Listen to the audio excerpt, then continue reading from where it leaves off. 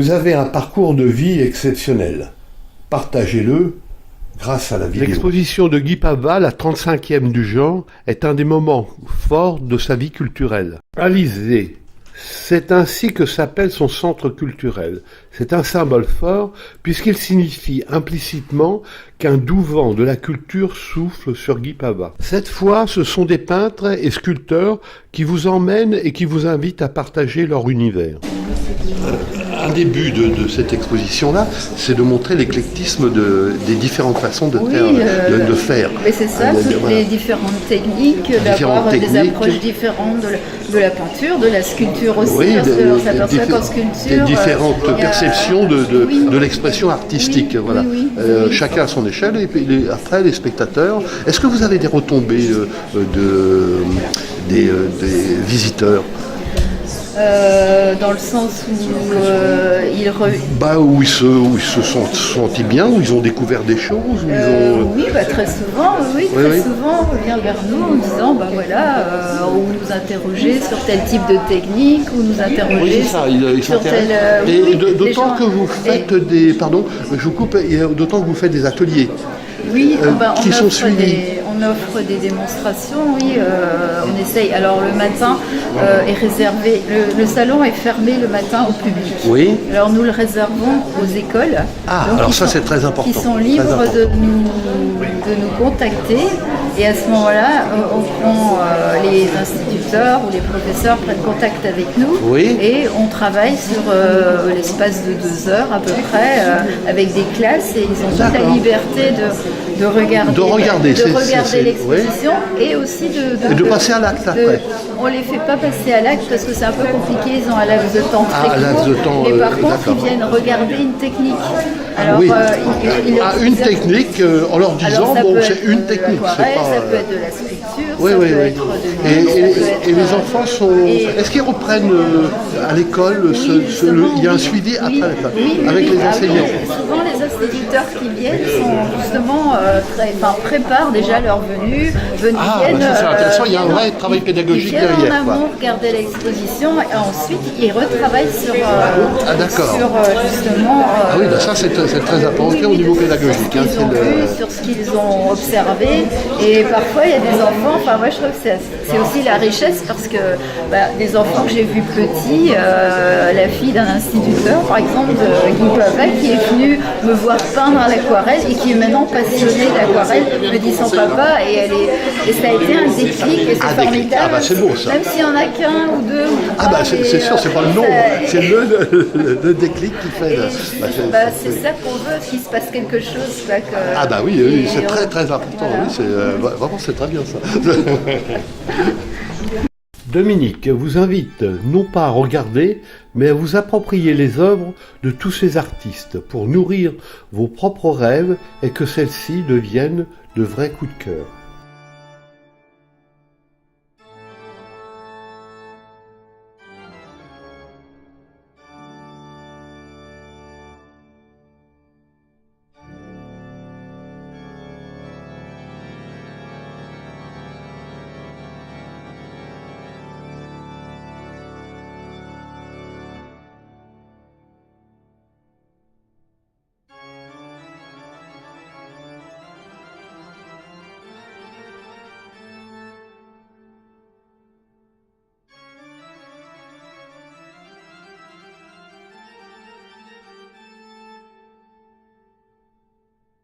Voilà. Alors, vous m'avez dit hier que vous aviez mal tourné, que vous étiez parti du médical et vous êtes tombé dans la peinture. Est-ce que c'est vraiment mal tourné, ça? Il y a beaucoup de gens qui auraient mal tourné comme ça. Je suis pas partie du médical. J'ai quitté la blouse blanche pour la retraite. Oui. Et à la retraite, j'ai continué, disons... Un tout petit peu plus fort. J'ai continué dans la passion de la peinture. De la peinture, voilà. D'accord. Et donc, la peinture, mais vous avez un art très, très étudié quand même. Vous avez suivi des cours, non? Alors, je suis allée pendant 2 ans à l'école des Beaux-Arts de Versailles. Ah, quand même. Voilà. En auditeur libre. Ah oui? Je précise. Et ensuite... Et donc, vous aviez déjà la passion de la peinture? pour aller aux Beaux-Arts. La peinture a été un compagnon. Un compagnon de route. De route. De vie. De vie depuis l'enfance. Voilà. Voilà, une compagne. D'accord. Une compagne. Une compagne. Oui. Et alors donc vous avez choisi l'aquarelle comme support d'expression. J'ai choisi l'aquarelle, oui. Ça s'est fait naturellement parce que les conditions de vie faisaient on n'avait pas beaucoup de place. D'accord. Il fallait pas prendre beaucoup de place. Fallait pas que ça sente trop la peinture de la maison. D'accord. C'est des raisons. Conditions qui ont fait que je me suis basée sur l'aquarelle. Et vous êtes trouvé bien dans ce domaine. Oui, j'ai essayé de prendre des cours auprès de mes pères, d'observer, d'écouter, Voilà. de gens qui avaient déjà cette capacité, des compétences.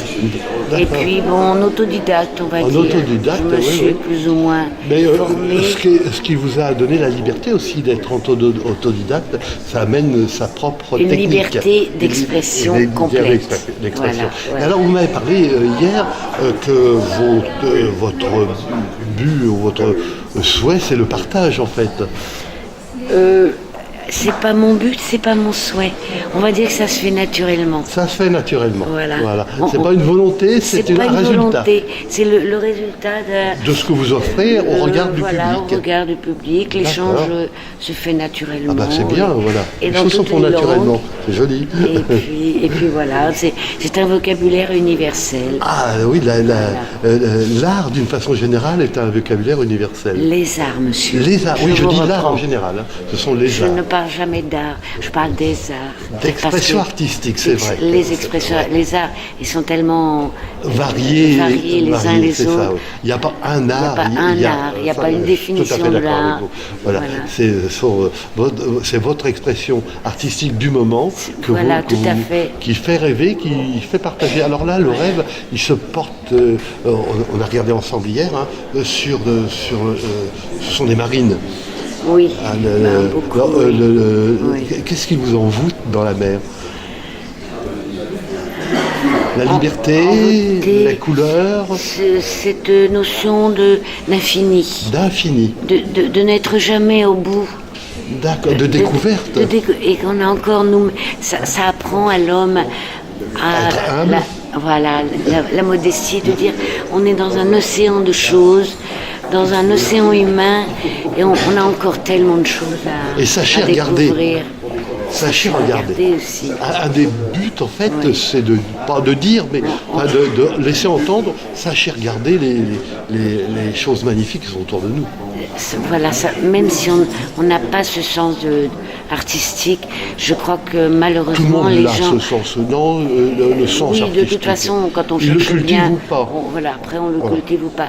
Mais je dis savoir s'émerveiller. Savoir s'émerveiller. Voilà. C'est garder la jeunesse. Je ne sais pas si c'est garder la jeunesse, mais tant qu'on apprend, on n'est pas vieux. C'est pas moi qui l'ai dit. Oui, mais vous faites bien d'entendre. C'est très bon. Tant qu'on apprend, on n'a pas vieux. Qui est-ce qui nous l'a dit, comme je l'ai lu, George Sand. Oui, voilà. Elle disait même aussi que le cœur, tant qu'il y a l'amour, le cœur n'a pas de rides.